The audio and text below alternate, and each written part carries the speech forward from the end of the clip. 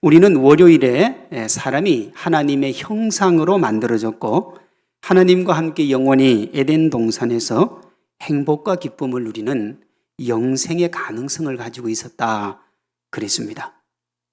화요일에 하나님의 말씀에 불순종하는 죄로 말미암아 먹고 사는 것에 모든 것을 쏟고 살다가 결국은 흙으로 돌아가는 슬픈 인생이 되었다 그랬어요. 하나님의 형상으로 지음받은 사람의 메인 직업이 뭐라고 그랬습니까? 하나님께 영광 올려드리는 것. 그게 본래 인간의 본질이에요.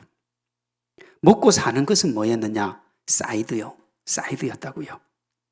그런 존재였던 사람이 타락으로 말미암아 이제는 먹고 사는 게 메인이 되었습니다. 그러면서 하나님께 영광을 돌리는 것이 사이드가 됐어요. 그 결과는 먹고 살기 위해서 아무리 발버둥 치고 노력해도 결국에는 죽음의 노예가 되는 인생 자체가 허망하게 되었다. 그것이 우리가 알고 있는 삶입니다. 그러니 사람이 태어나면서부터 죽음을 향해 달려간다는 말이 틀린 말은 아닌 거예요.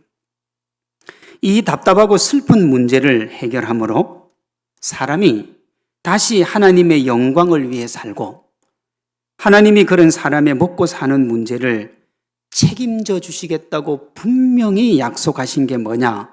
예수님의 십자가입니다. 여러분, 그게 십자가예요.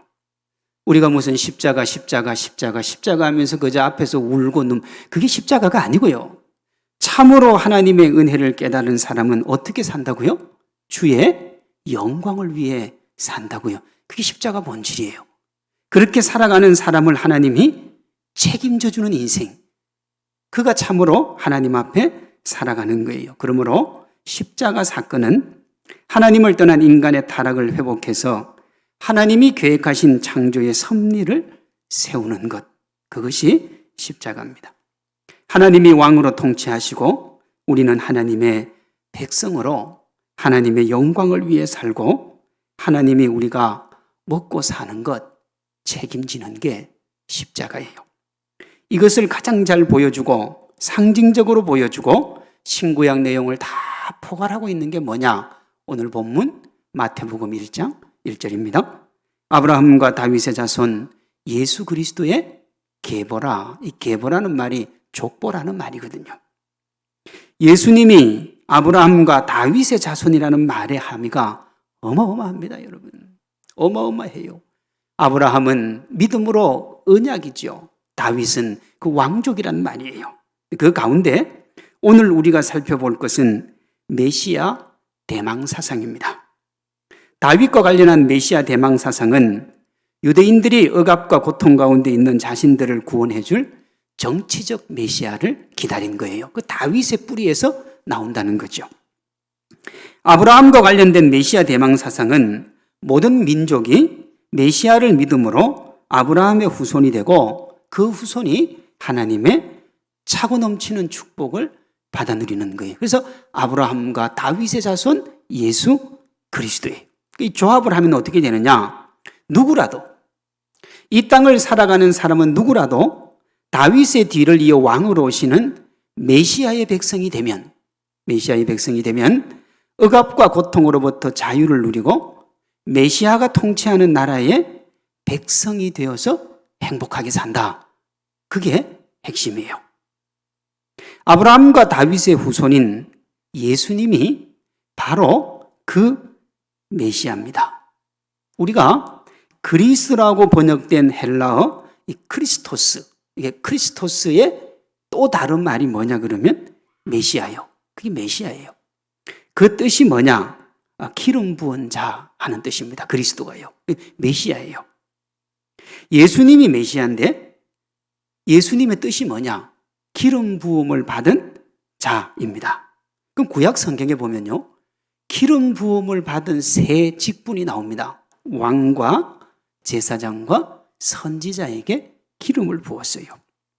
하나님의 뜻을 행하는 사람이라 하는 뜻이에요.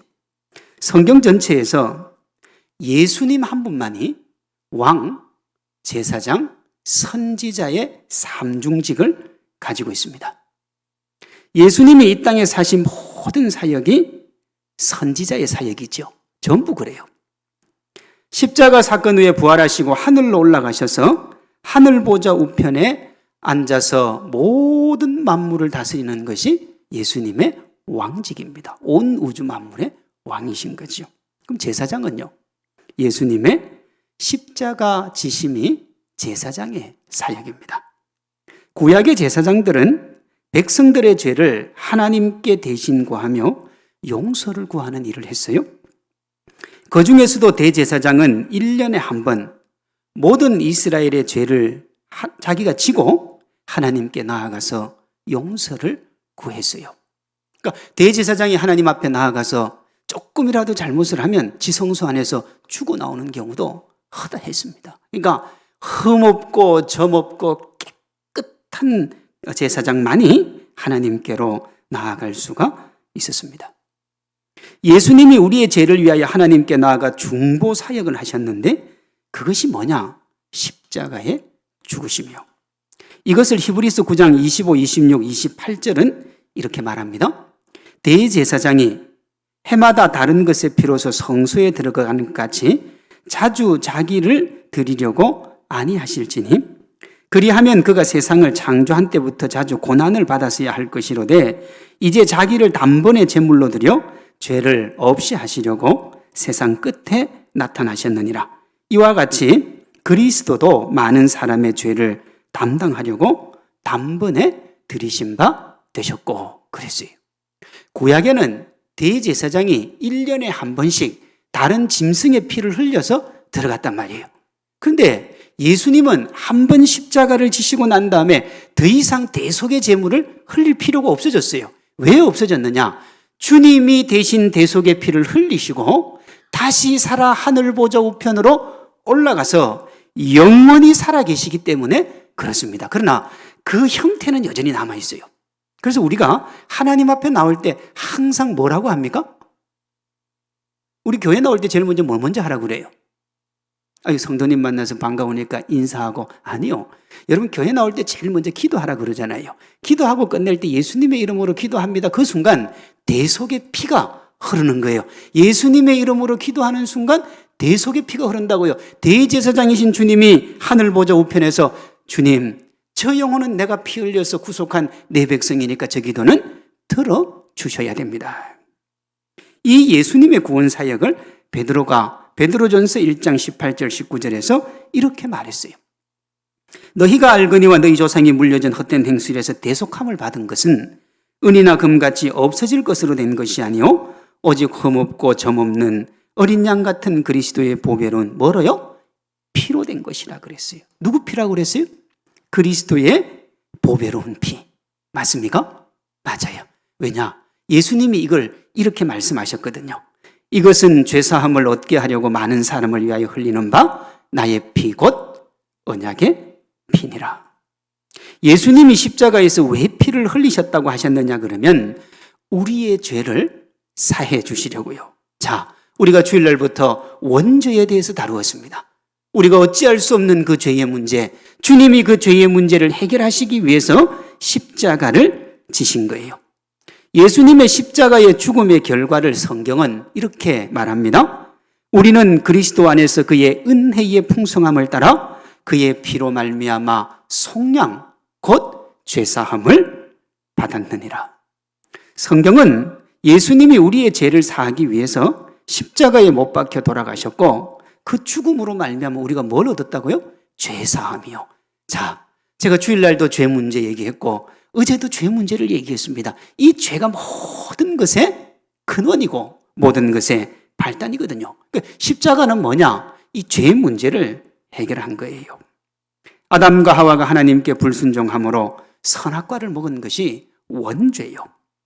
예수님이 십자가에서 이 죄의 문제와 그로 인해 죽음의 노예가 되어서 일평생 먹기 위해 수고하면서 죽음의 두려움 가운데 살아가는 슬픈 노예적 삶, 그 인생을 살아가는 우리에게 영원한 생명의 기쁨을 주신 것, 그게 십자가입니다. 로마서 5장 17절이요.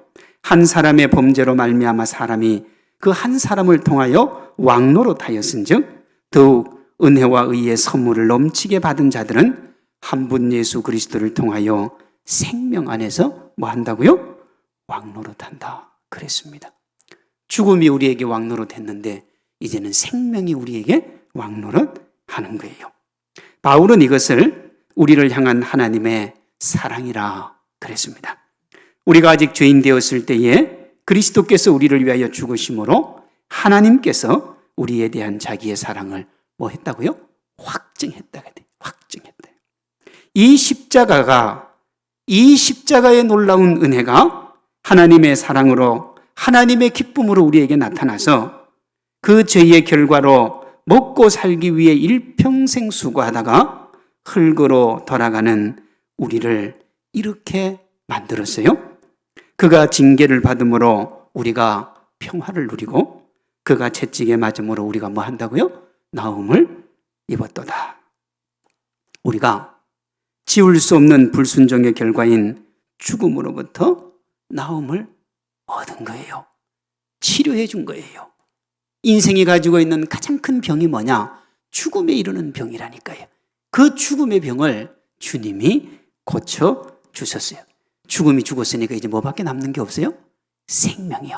그래서 주님을 생명의 주님이라 하는 겁니다. 노동해야 먹고 노동하지 않으면 먹지 못하는 그 노동의 징벌이 우리에게서 뭘 앗아갔습니까? 평화를 앗아갔어요. 근데 하나님께서 다시 십자가를 통해서 우리에게 뭘 주셨다고요? 평안을 주신 거예요. 하나님의 영광을 위해 살면 하나님이 책임져 주시는 행복, 하나님이 책임져 주시는 기쁨이요. 그것이 우리에게 주어졌습니다. 이것을 마태복음 6장 31절 33절은 이렇게 말합니다. 그러므로 염려하여 이르기를 무엇을 먹을까? 무엇을 마실까? 무엇을 입을까 하지 말라. 이는 다 누가 구하는 것이라고요? 이방인들이 구하는 것이래. 먹고 입고 마시는 거는 이방인이 구하는 거예요. 하나님의 백성은 이거 구하는 거 아니거든요. 너희 하늘아버지께서는 이 모든 것이 너희에게 있어야 할 줄을 아시느니라. 그런즉 너희는 먼저 그의 나라와 그의 의를 구하라. 그리하면 이 모든 것을 너희에게 더하시리라. 제가 지난 2년 동안 이 구절을 얼마나 많이 말씀드렸습니까? 제가 정말 아무 뜻없이 말씀드린 게 아니고 이게 신학의 본질이에요. 우리 구원의 본질입니다. 먹고 마시고 입어야 될 것 너희에게 있어야 할 줄 안다 이거예요. 코로나19로 얼마나 힘들고 어려운지 하나님이 아신다고요. 재정 때문에, 건강 때문에, 죽음의 두려움 때문에 염려하는 거 다 알고 계신다 이거예요. 우리가 때로 그렇게 기도하잖아요. 하나님 내 아픔 아시냐고, 하나님 내 고통 아시냐고. 주님이 아신다 하잖아요. 다 아신다고요. 그러니 그럴수록 너희는 뭐 하라고요? 그의 나라와 그의 의를 구하라고. 그럴수록 힘들고 어려울수록 더욱더 하나님을 바라보라고요. 그러면 어떻게 하겠다고요? 이 모든 것을 너희에게 더하시리라. 이 모든 게 뭐라고 그랬어요? 이 땅에서 솔로몬이 누렸던 그 영광들 내가 다 주겠다고요. 그것이 십자가의 은혜 안에 잔잔히 흘러가는 하나님의 사랑이에요.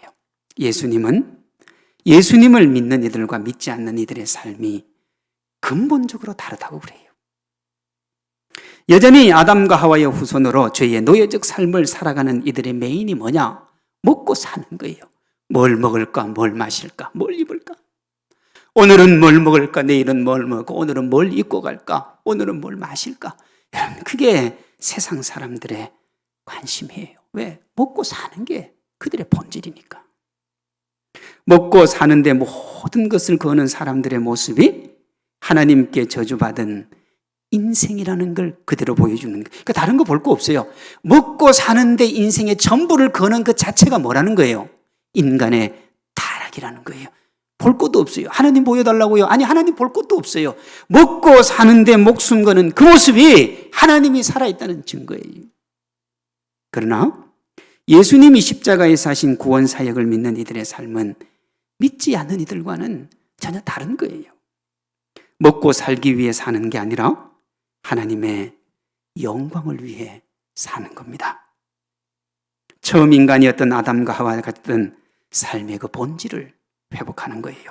이처럼 예수님의 십자가는 회복이에요. 생명을 회복하고 삶의 본질을 회복하는 겁니다. 그러니 삶의 회복이 먼저입니까? 생명의 회복이 먼저입니까? 생명이요. 근데 우리는 자꾸 먹고 살기 위해 산다 그러잖아요. 그러니까 우리의 관심은 뭐예요? 먹는 거예요. 먹는 거. 그러니까 먹는 데 관심 기울이다가는 뭐까지 잃어버려요? 먹는 것도 잃고 생명도 잃어버려요. 그러나 생명에 관심을 기울이면 생명도 얻고 뭐도 얻습니까? 먹는 것도 얻게 되는 거예요. 이게 십자가의 비밀입니다. 예수님이 코로나19로 이 생명의 문제와 먹는 문제의 두려움 속에 있는 우리에게 이기라고 하세요. 그래서 위기가 기회인 거예요. 어렵지요, 코로나 사태가. 절망스럽지요. 그러나 다시 한번 생각해 보면 내가 먹는 데 목숨 걸고 살았는지, 생명에 목숨 걸고 살았는지, 주님께서 어떤 것을 더 기뻐하며 좋아하실지를 우리가 되돌아볼 수 있는 좋은 시간입니다. 우리 예수님이 십자가의 은혜와 사랑으로 이 상황을 이기라고 말씀하십니다. 우리 모두에게 이 은혜와 축복이 가득하고 그 기쁨이 차고 넘치기를 소망합니다. 이 생명에 대한 분명한 확신이 있어야 내일부터 바라보는 믿음, 소망, 사랑이 이해가 돼요. 오늘 하루 주의 십자가와 주의 구속 묵상하며 하나님의 은혜와 기쁨 누리는 우리 성산의 성도들 되시기를 주님의 이름으로 축원합니다.